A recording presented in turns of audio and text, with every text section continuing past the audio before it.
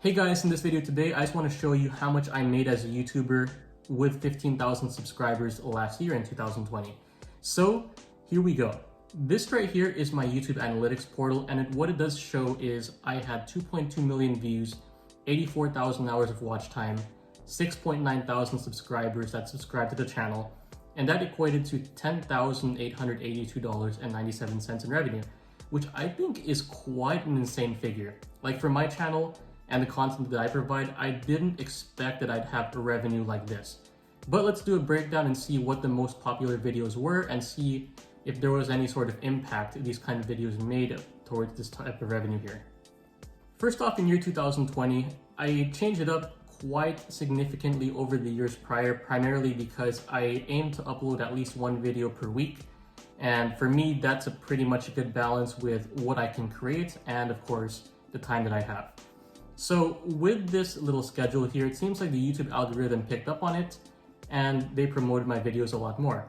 I did get a consistent stream of revenue, and starting from January, I was making around $33 a day, but closer to the end of the year, I was making close to $40 per day. So it was quite interesting how YouTube fluctuated from January all the way until December. Now I'm looking at the top videos that I had in 2020, and this is what it came up with. The first one was the video in Texas. What does a $500,000 house look like? That got 252,000 views, and then followed up by the cheapest house that I filmed, which was $150,000 to $200,000. That got 192,000 views, which that was mind-blowing. I totally didn't expect the response and views there, but lo and behold, there we go. Aside from that, my Texas updates were pretty much up there. I think around 5 of the top 10 were about Texas or about home ownership. So carrying on the trend here around homeownership, Texas life, and even just a little tidbit of personal finance really helped in bringing the channel's revenue forward in this past year in 2020. Aside from that, some of my side projects like how to operate a Lamborghini Huracan. I didn't expect that to hit 100,000 views in 2020, but yes it did. And then even how to play the Xbox One or PS4 inside the car. That was a really good one, and I plan to release the next video about how to play an Xbox Series X and even how to play a PS5 in the car once I can get my hands on those consoles.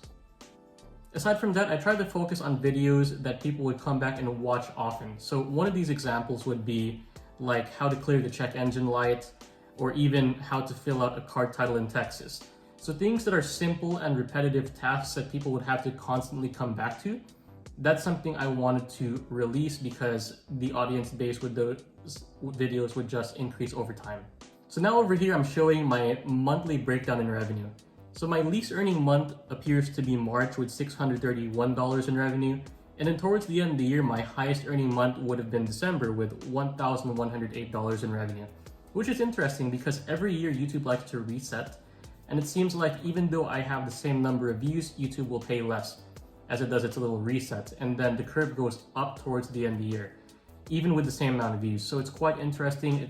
I'm guessing it's because the advertisers like to renegotiate lower terms, but I don't know the full story behind that. It's just something that I've noticed as I've been a YouTuber these past few years. Looking at my traffic source here, it looks like a lot of my videos views pretty much come from YouTube searches.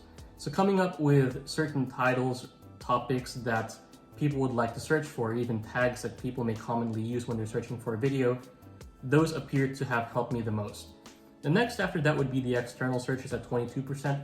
I'm really intrigued by this because it seems like people repost some of my videos in forums, and that drives a lot of traffic towards the videos as well.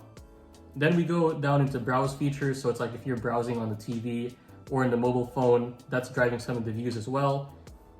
So more recently on the channel, I've been trying to post a little bit more personal finance related items. It seemed like some people had an interest in seeing some of those things. For example, I did post my series about how I bought a property from end to end in Florida, just to show you that I do like to invest out of state.